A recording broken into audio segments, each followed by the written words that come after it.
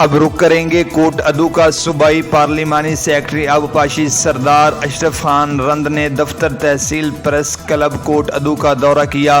Press conference में उन्होंने कहा कि 1 अरब 97 करोड़ मालियाती फंड से हल्का भर में बिला तफरीक तरक्याती काम जारी हैं।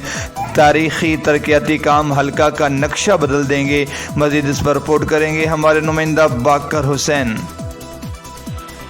जी बिल्कुल, कोट अदू सूबाई पार्लिमानी सेक्रेटरी आबपाशी सरदार अशरफ खान रंद ने दफ्तर तहसील प्रेस क्लब कोट अदू का दौरा किया। प्रेस कॉन्फ्रेंस में इन्होंने कहा कि 1 अरब 97 करोड़ मालियत फंड से हल्का भर में बिला तफरीक तरक्याती काम जारी हैं। तारीखी तरक्की काम हल्का का नक्शा बदल देंगे। थाना कचहरी की सियासत का खात्मा कर रखा है।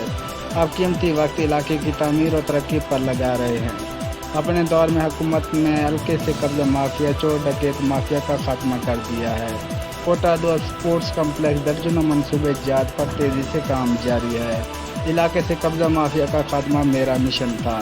थाना कचहरी की सियासत को हमेशा के लिए दफन कर दिया है।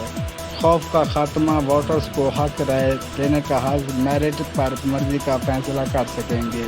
कैमरामैन शौकत अली बलोच के साथ बाकर हुसैन, सिटी 5 न्यूज़ कोट अदू।